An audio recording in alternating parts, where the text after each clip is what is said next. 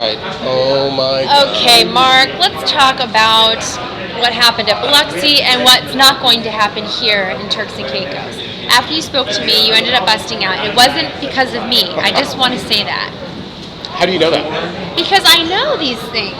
I'm not a bad luck charm, I'm a good luck charm. Look, one time does not make a pattern, but certainly if it keeps happening, I am going to kill you. So I guess I'm going to have a really hard time getting away with it since I've already gone on the air and saying I'm going to kill you. Right. Well, I have a feeling you're not because you are the chip leader right now. We just figured this out with, 91,000 in chips.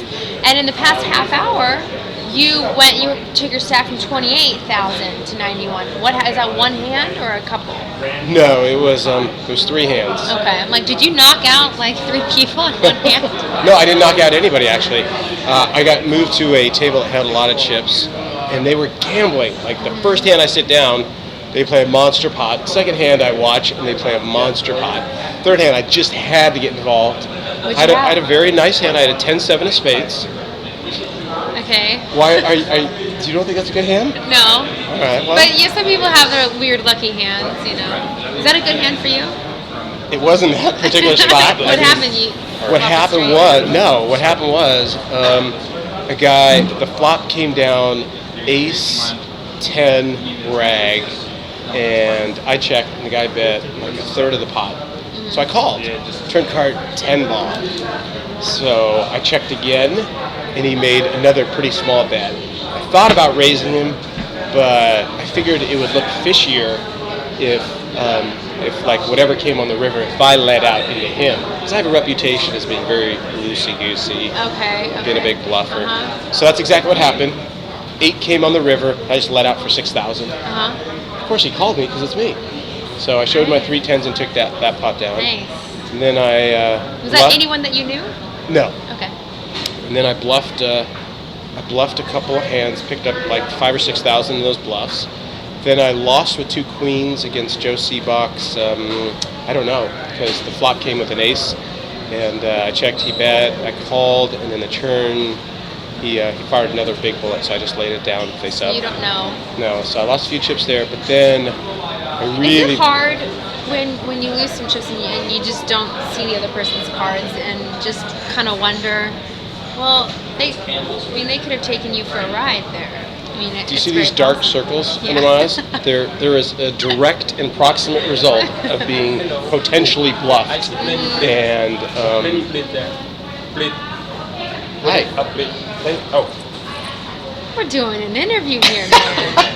I'm totally playing. I'm not, but yeah, I hate getting bluffed. So yeah, you definitely lose sleep over it because you want to make the call and pick up those chips with the best hand. But sometimes you have to lay down the best hand. You don't want to lose more. Right. Sometimes you just have to, just cut your losses. Did you show him what you had? I did. I flipped up the queen's face up, and he didn't show anything. I think because he was so steaming. Joe is an excellent player. Oh, absolutely. But Fred Berger, who's also a very good player, was to his right, just tortured Joe. Yeah, Joe's said it was a very frustrating day for him, and he's leaving day one with 28,000 in chips. Not bad. A lot of people are there, but it's definitely not where he was earlier today. Right. Yeah. And Fred Berger took maybe 20,000 off him while I was there, just in the short time I was there.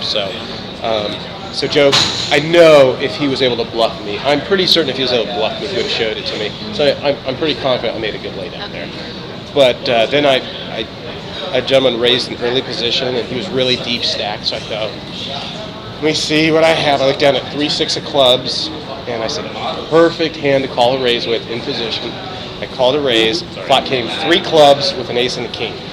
So it's like the most perfect setup. The table is set. I know this tight player with a deep stack has an ace or a king or both. I have a flush. It's like perfect. So it was ace king 9 of clubs, and so my dream card would have been for the board to pair on the turn, in case he didn't have like ace king. Right. So sure enough, 9 peels off on the turn. So now it's ace king 9-9. So I make this huge bet. I bet 5,000. He quickly called. I was like, whoa, this is good. So the river card was a blank, and I bet 10,000 on the end real quickly. Just picked up 2 $5,000 chips, threw them in, and I showed him my little baby flush and took that pot. And then the last hand I played a monster pot, and I can't tell you what I had because my opponent could potentially see this. Right. I mean, if anyone watches anyway. But it was a big pot. It was Okay, good. so If anybody watches, why am I doing this if nobody's watching? because you just like talking to me. I do. on. Unless I lose again, in which case I will never talk to you Don't worry, again. you will not. right. Now it is for 5, 6, 7. It's 7:45. We have dinner. We have, probably a conga line near the stage. What are you planning on doing the rest of your evening? Because we're not starting until 2 p.m. tomorrow. I'll be in bed in 15 minutes. I like getting about 14 hours sleep. Do you really get? Do you like to get that much sleep? No, I can't sleep that much. I probably sleep like 5 or 6 hours a day. But I generally try not to participate in anything fun during a tournament. When you're playing, okay. It just keeps me in the spirit of work. It's work. So, do you think you might lay out tomorrow by yourself? Maybe get some sun, or From what you I can play understand, beach volleyball by yourself. Okay. From what I understand, the beaches are very sparsely populated. Like you could just go find somewhere where there's absolutely nobody. Are amazing. It is so relaxing. It's like you own the beach. It's insane. Yeah. So that's probably what I'm gonna do. I'm gonna find a place where, basically there's just animals and myself and maybe some coconuts, Animals. some bananas. Yep. Preferably a monkey or two. I think monkeys are cool. If you find a monkey, you have to let me know. Why? You like monkeys? I love monkeys. I'd love to have a monkey as a pet, but I would too. they probably throw their poop around or something like that. I think they do that. Yeah. Probably. Put her in a diaper though. I have a little 18-month-old. Put her in a diaper. She poops all over the place. It's all right. It works out. So does my dog. Hi, Sarah. I'm talking about you, sweetie. Well, thank you so much for coming by. And it's funny, I had no idea you were the chip leader until you sat down. So, see, I brought you over. I thought that you had nothing. No, you thought I had 28,000 in chips. Well, I didn't know it happened. Well, thanks, Kim. It's always a pleasure to be here. Good. And come by tomorrow. I will. All right, good. Okay. Go get some sleep. Go get 14 hours of sleep. I will.